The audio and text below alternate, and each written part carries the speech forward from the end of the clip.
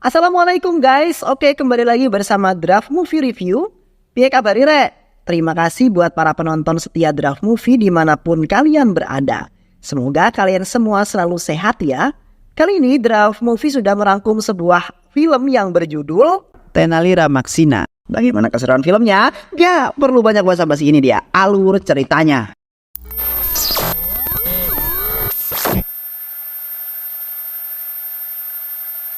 Seorang pengacara terkenal yang selalu memenangkan kasus para kliennya. Kali ini ia menangani kasus yang melibatkan seorang wanita muda yang kaya dan digemari banyak orang karena sifatnya yang suka menolong. Ia juga adalah seorang politikus dan pengusaha. Wanita itu bernama Paralaksmi. Paralaksmi dituduh oleh lawan politisnya bernama Simhari Naidu. Naidu menuduh Paralaksmi membunuh seorang jurnalis bernama Bopan. Naidu ingin menjatuhkan popularitas Paralaksmi karena menurutnya Paralaksmi menghalangi karir politisnya. Singkat cerita, Ibu Paralaksmi meminta pengacara handal agar membantu membebaskan anaknya dari tuduhan yang tak terbukti tersebut. Menurut sang ibu, anaknya penuh dengan kasih sayang. Ia tak mungkin berbuat sekeji itu. Paralaksmi adalah sosok yang suka membantu banyak orang yang lemah. Di lain sisi, film ini memperkenalkan seorang pengacara bernama Tenali. Tenali belum seterkenal Chakravarti. Ia harus bekerja keras untuk memasarkan dan bersaing menjual jasanya di depan gedung pengadilan. Namun hal itu tak mudah seperti yang dibayangkannya. Tenali cukup sulit mendapatkan seorang klien, namun ia tetap berusaha keras. Tenali mempunyai bapak yang bernama Durgo Rao. Ia seorang calo di pengadilan yang menghubungkan klien untuk diperkenalkan ke pengacara. Namun bapak Tenali tidak pernah membantu Tenali sama sekali dalam mendapatkan seorang klien. Durgo malah mengenalkan klien itu ke pengacara yang lain. Didikan Durgo Rao ini membuat Tenali berselisih paham dengan bapaknya. Tenali mengira jika bapaknya tidak mempercayai kemampuan Tenali. Namun bapak Tenali mempunyai alasan tersendiri kenapa melakukan hal tersebut. Ia ingin Tenali mendapatkan kasus besar dan memenangkannya. Selain kehidupan karirnya, Tenali yang masih muda juga memiliki kisah cinta kepada Rukmini, anak dari pengacara kondang yaitu Chakravarti. Namun sayang Rukmini tak membalas cintanya Tenali. Menurut Rukmini, tak mempunyai waktu untuk memikirkan sebuah percintaan. Paginya partner Tenali bernama Srenu dipukul oleh kliennya. Klien itu marah karena merasa ditipu oleh Srenu yang selalu meminta bayaran namun kasusnya tak kunjung juga selesai. Tenali mencoba menenangkan keduanya. Tenali mengambil kasus Srenu. Tenali berkompromi dengan pihak penggugat dan tergugat. Kasusnya pun berhasil diselesaikan oleh Tenali. Pihak tergugat dan penggugat saling menerima. Dari kejadian ini, Tenali mempunyai sebuah ide untuk mengambil kasus yang berbelit selama ini di sebuah pengadilan. Tenali akan menyelesaikan dengan cara berkompromi dan akan membuatnya berdamai.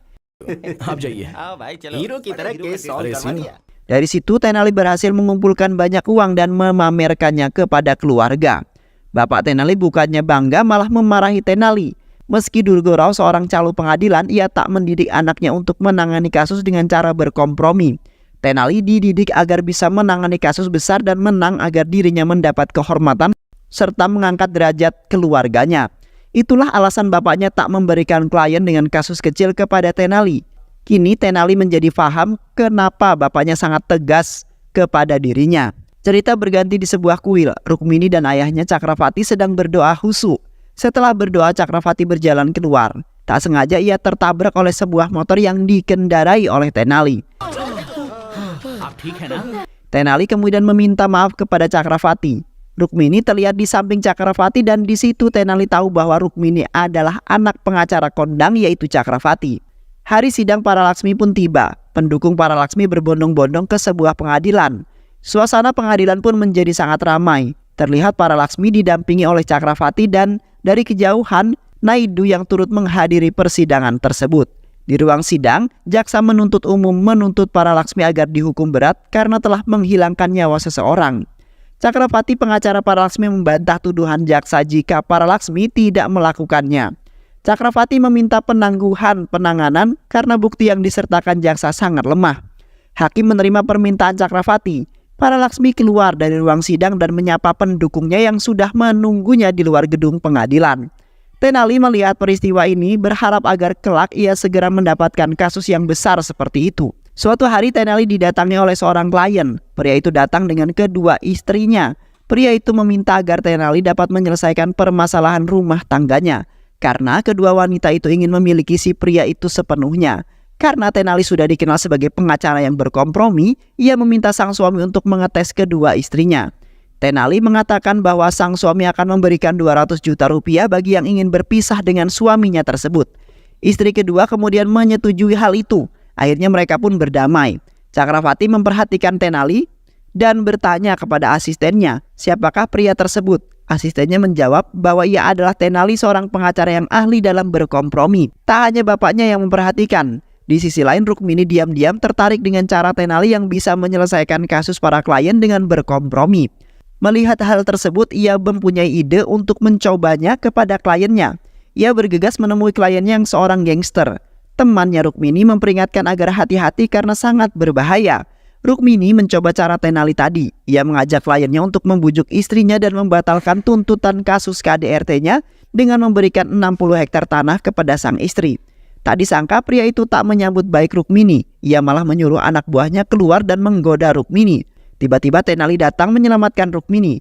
Tenali menghajar para gangster tersebut. मेरे लिए मुस्कुरा दो।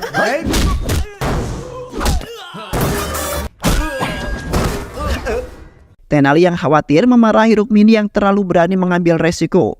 Ia mengatakan bahwa kompromi bukan satu-satunya cara dan kasus pidana tak ada kata untuk berkompromi. Pria itu pantas dihukum karena telah melakukan KDRT. Paginya Rukmini menemui Tenali. Kejadian semalam membuat ia sadar dan belum mengatakan terima kasih kepada Tenali yang telah menyelamatkan dirinya. Rukmini juga mengatakan bahwa dirinya telah menaruh hati pada Tenali. Akhirnya cinta Tenali sekarang sudah terbalaskan. Ayah Rukmini yang terlihat di sana dan mendengar pengakuan anaknya kepada pria miskin itu merasa tak terima. Ia menemui bapak Tenali Durgo. Ia mencaci bapak Tenali yang tak tahu malu. Profesi calonnya direndahkan oleh Cakravati. Tenali tidak pantas memiliki Rukmini, anaknya tercinta. Saking kesalnya melihat anaknya yang tergoda dengan Tenali, Cakravati menampar keras Durgo. Kejadian ini kemudian diceritakannya kepada Tenali. Tenali yang kesal karena Cakravati tak seharusnya berbuat sedemikian kepada bapaknya. Tenali menelpon Rukmini dan menanyakan keberadaan sang ayah. Rukmini mengatakan bahwa ayahnya sedang berada di sebuah perkebunan mangga. Tenali menuju lokasi yang disebutkan oleh Rukmini. Namun dia tak menemui Cakravati. Cakravati tak ada di sana. Rukmini membohongi Tenali. Pikir Rukmini ia akan bisa berkencan dan mengobrol berdua dengan Tenali. Tenali kemudian marah dan mengatakan bahwa ayah Rukmini telah menampar bapaknya. Rukmini kemudian syok mendengar hal tersebut. Tak lama kemudian terdengar suara mobil datang. Ternyata itu adalah Cakravati dan juga Naidu. Tenali dan Rukmini melihatnya dari kejauhan. Samar-samar percakapan mereka terdengar. Dari pembicaraan mereka ternyata Naidu mengaku jika ia adalah dalang di balik tuduhan para Laksmi dan tak disangka ayah Rukmini juga turut membantu rencananya Naidu dengan iming-iming imbalan 70 hektar kebun mangga. Cakravati diketahui bahwa ia turut andil sejak awal. Cakravati akan berpura-pura menjadi pembela para Laksmi dan membebaskan para Laksmi dari tuduhan tersebut. Namun juga akan menjebloskannya ke dalam penjara dengan menghadirkan saksi palsu yang sudah disiapkan oleh Cakravati. Mendengar hal tersebut, Tenali menghampiri Cakravati dan Naidu. Mereka kaget dengan kedatangan Tenali dan juga Rukmini. Tenali merasa kecewa dengan Cakravati. Bagaimana bisa seorang pengacara handal dan berwibawa melakukan hal sekeji itu? Ia memang anak calo, tapi ia bangga jika ia tak menjual kejujuran dengan cara korup seperti itu. Rukmini lebih kecewa lagi melihat perbuatan sang ayah. Naidu memerintahkan anak buahnya menghajar Tenali. Ia takut rahasianya terbongkar. Bukan Tenali namanya yang tak bisa melawan. Tenali berhasil mengalahkan anak buahnya Naidu. Tenali membawa Rukmini pergi bersamanya.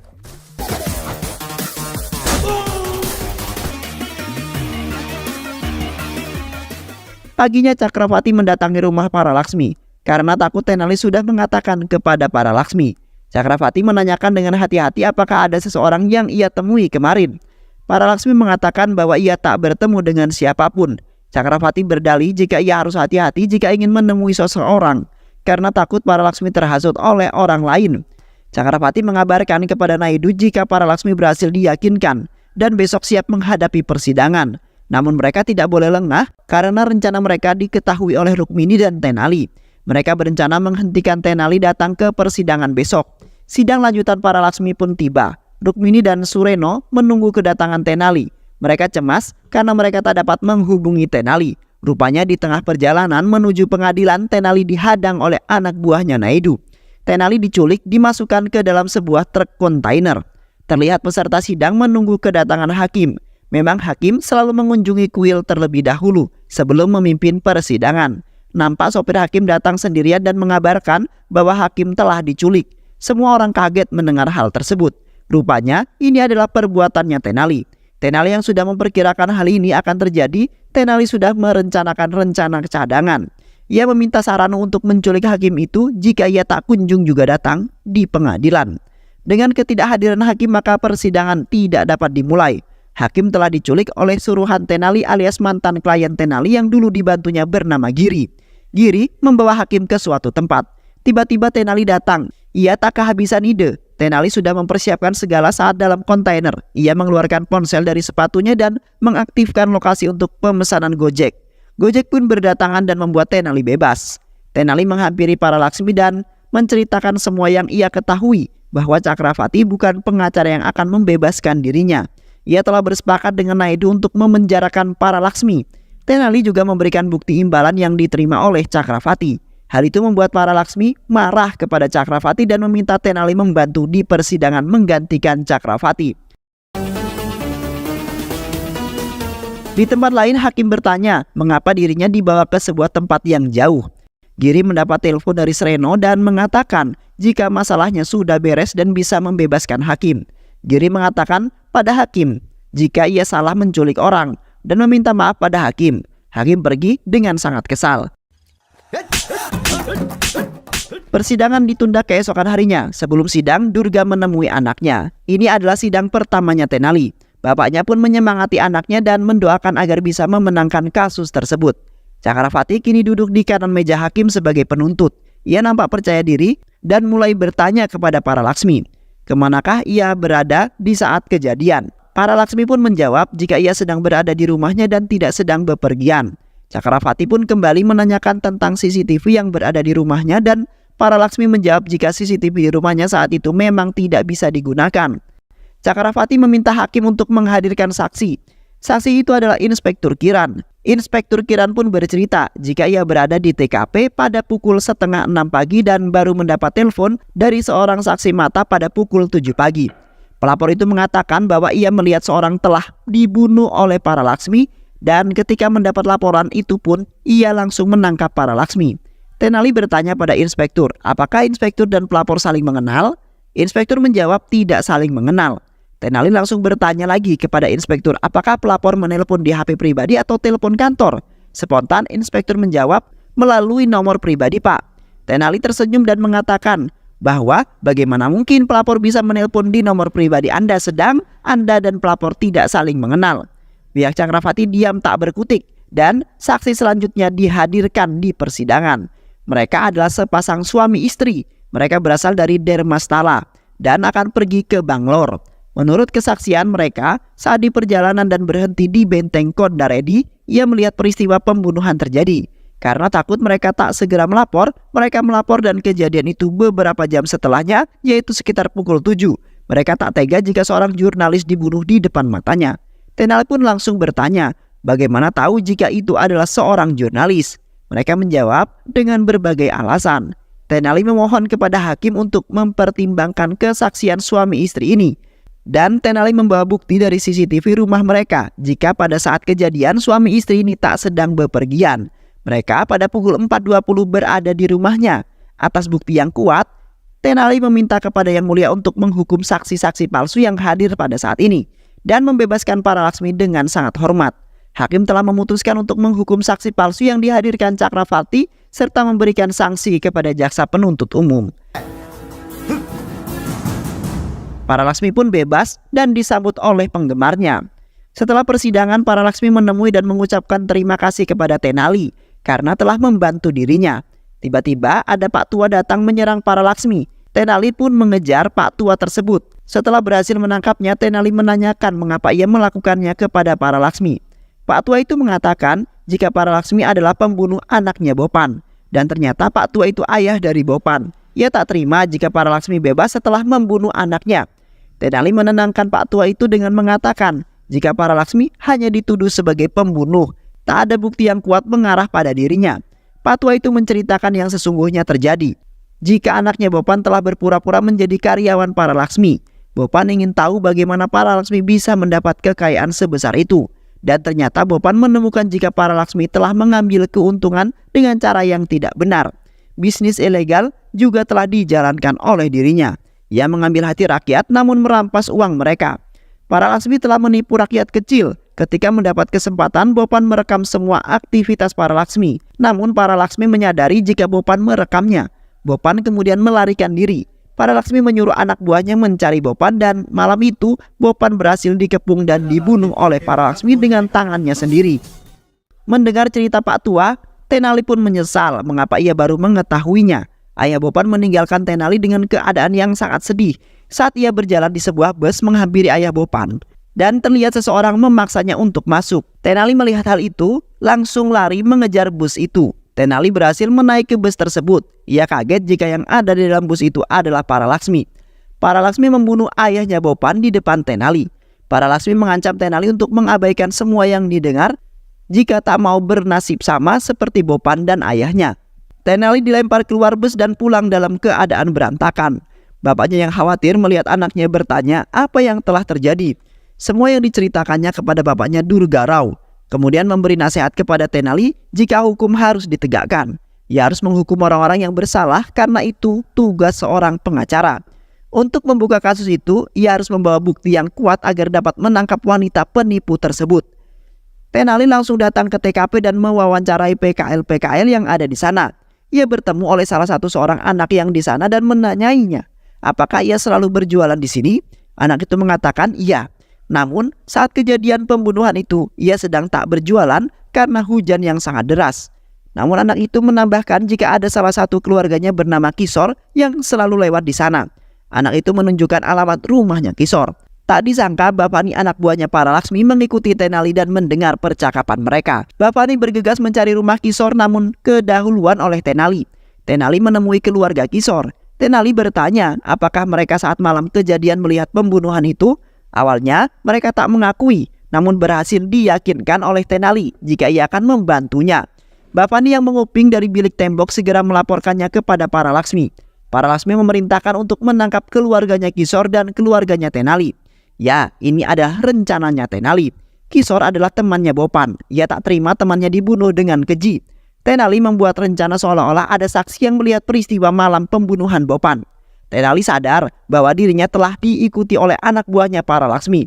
Situasi ini dimanfaatkan Tenali untuk memancing para Laksmi. Terbukti para Laksmi dan anak buahnya mengambil umpan Tenali. Saat sampai di rumah Kisor sudah sangat sepi. Penjaganya mengatakan jika keluarga Kisor sudah tak tinggal di sini lagi. Tak hanya keluarganya Kisor yang tengah menjadi incaran para Laksmi, keluarga Tenali pun tampak berlarian melarikan diri dari kejaran anak buahnya para Laksmi. Untungnya mereka menyamar dengan tudung hitam sehingga mereka tak dikenali. Karena tidak berhasil, akhirnya mereka menggoda Srenu temannya Tenali. Srenu terjebak dan dianiaya agar mau memberitahukan keberadaan keluarganya Kisor. Akhirnya Srenu memberitahu keberadaan keluarga Kisor yang disembunyikan oleh Tenali. Singkat cerita, anak buah para Laksmi pergi ke tempat persembunyian Kisor dan keluarganya. Rumah Giri menjadi tempat persembunyian keluarganya Kisor. Anak buah para Laksmi mengaku sebagai pacarnya Kisor. Ia datang ingin bertemu dengan Kisor. Mereka tak terima Kisor mengadu pada ayahnya dan tiba-tiba mereka dikepung oleh anak buah para Laksmi. Anak buah para Laksmi membawa keluarga Kisor dan Giri ke rumah para Laksmi. Giri mencoba bicara dengan para Laksmi apa yang sebenarnya terjadi. Laksmi pun mengaku jika ia telah membunuh Bopan dan keluarganya. Dan ia tak akan segan-segan membunuh siapapun yang menghalangi semua urusannya termasuk karirnya. Keluarga Kisor sedang dipukuli anak buahnya. Para Laksmi bicara pada mereka jika ia akan membunuh mereka apabila membuka mulut tentang apa yang dilihatnya. Kisor pun berjanji tidak akan mengungkapkannya kepada siapapun. Kisor tak akan memberikan kesaksian sebenarnya di persidangan. Ia akan mengatakan jika ia telah diancam Tenali. Para Laksmi pun senang mendengar hal tersebut. Di rumah Cakravati, Rukmini masih kecewa dengan perbuatan sang ayah. Ibunya tak henti-hentinya meminta Rukmini memaafkan apa yang telah dilakukan ayahnya dan menjauhi Tenali. Rukmini membela Tenali karena Tenali adalah pria yang cerdas. Ia akan menjadi pria yang sukses dengan keterampilan yang dimilikinya. Ayah Rukmini mendengar percakapan ibu dan anak tersebut. Rukmini bercerita kepada ibunya bahwa Tenali akan membuktikan jika Paralaksmi sangat bersalah. Tenali telah memiliki bukti Paralaksmi telah mengakui jika ia membunuh Bopan dan juga ayahnya. Karena saat Kishore dan keluarganya bertemu Paralaksmi, ia memasang kamera kecil pada kacamata dan kancing bajunya untuk merekam. Mendengar hal itu, Cakravati menelpon Paralaksmi bahwa ia telah ditipu oleh Kishore. Cakravati mengatakan jika tak ada saksi mata selama ini, itu hanyalah rencana buatan Tenali agar Paralaksmi mengaku. Paralaksmi marah, ia kemudian menyuruh anak buahnya untuk menyiksa keluarganya Kishore. Tak sampai di sini, Paralaksmi meminta Naidu bergabung padanya untuk menghajar Tenali. Naidu kemudian bersedia untuk membunuh Tenali. Tenali dikepung di bawah terowongan oleh anak buahnya Naidu. Mereka beradu dan Tenali berhasil mengalahkan mereka semua. Keluarga Kishore diminta untuk mengumpulkan alat perekam yang mereka miliki. Mereka kemudian mengumpulkannya ke dalam sebuah kantong. Ibu Paralaksmi kemudian membawanya. Namun tiba-tiba Tenali datang dan mengambil kantong yang berisi kamera dan membawanya untuk pergi. Paralaksmi kemudian mengejarnya. Namun tiba-tiba kendaraan motor yang menyerupai Tenali berdatangan hingga membuat Paralaksmi kesulitan untuk mengenali mana Tenali yang asli. Sampai di pengadilan, Paralaksmi mencari Tenali dan menemukannya. Paralaksmi meminta agar Tenali memberikan rekaman itu kepada dirinya. Namun Tenali terlanjur menyerahkannya pada hakim dan kini hakim telah mengetahui apa yang telah terjadi sesungguhnya. Kasus pembunuhan Bopan pun dibuka kembali karena pengakuan Paralaksmi. Tak hanya itu, semua bisnis ilegal Paralaksmi juga akan dituntut karena telah membuat sebuah kerugian yang sangat besar. Dan Paralaksmi pun ditangkap dan ditahan dan dimasukkan ke dalam penjara. Hingga akhirnya film pun selesai. Baik sahabat, itulah alur cerita film yang berjudul Tenali. Mudah-mudahan sahabat semua terhibur dengan alur cerita film ini. Sehat selalu. Wassalamualaikum warahmatullahi wabarakatuh.